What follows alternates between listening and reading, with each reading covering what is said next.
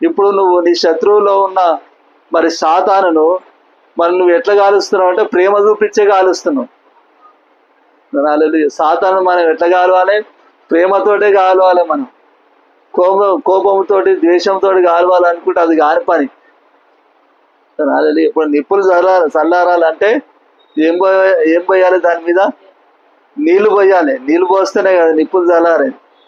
ఆ నిప్పుల మీద ఇంకొక నిప్పు తెచ్చేసినామంటే నిప్పు చల్లారుతుందా? ఇంకా బగ్గుపంటది. అవునా కదా?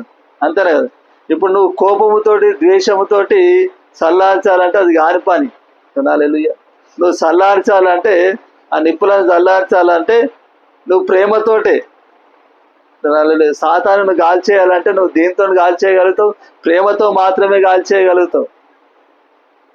హల్లెలూయా. కాబట్టి మరి నువ్వు మెలకువగా మరి ఉండాలంటే ఇవి కలిగి ఉండాలి. నువ్వు